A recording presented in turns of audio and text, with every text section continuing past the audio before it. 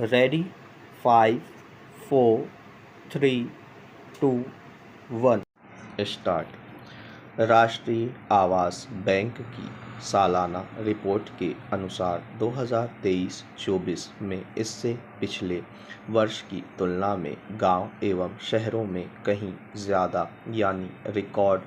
1.71 करोड़ मकान बने, जो रियल एस्टेट में उछाल के साथ ही देश की अर्थव्यवस्था की मजबूती का भी एक महत्वपूर्ण संकेत है। प्रधानमंत्री आवास योजना के तहत वर्ष 2023-24 में जिस तरह से 2 से 10 लाख रुपए तक के और 10 से 25 लाख रुपए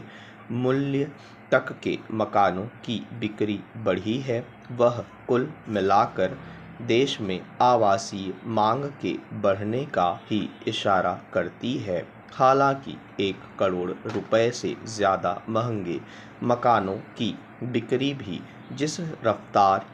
से बढ़ रही है, उसका प्रमुख कारण दूसरी और तीसरी श्रेणी के शहरों में बुनियादी ढांचे का विकास है। मेट्रो नेटवर्क का विस्तार, सड़क नेटवर्क में बढ़ोतरी और कनेक्टिविटी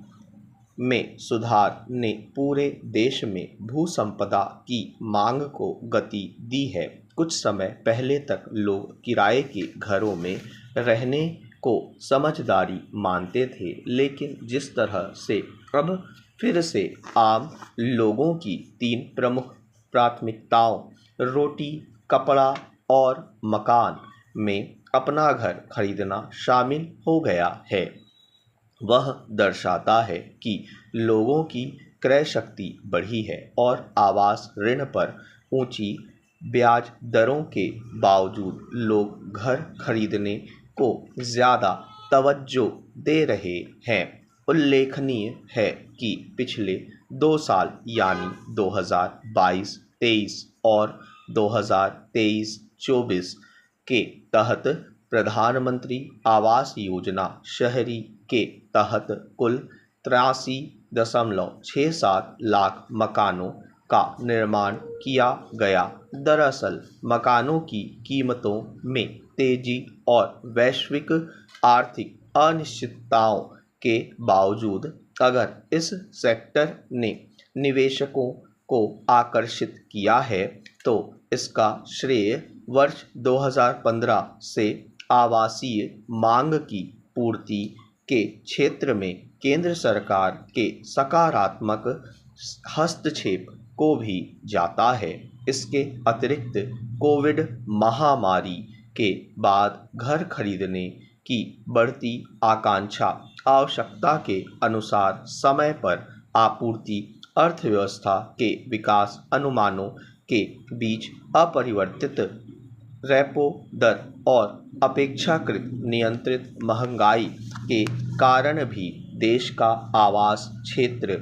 बेहतर गति का प्रदर्शन कर रहा है। हालांकि रेरा के गठन के बावजूद बिल्डर की मनमानी की शिकायतें मिलती रही हैं, जिन पर ध्यान देना जरूरी है। रियल एस्टेट के क्षेत्र में आया उछाल भविष्य के लिए भी आश्वस्त करता है, क्योंकि माना जाता है कि कृषि के बाद यही ऐसा क्षेत्र है जो संवैधानिक सर्वाधिक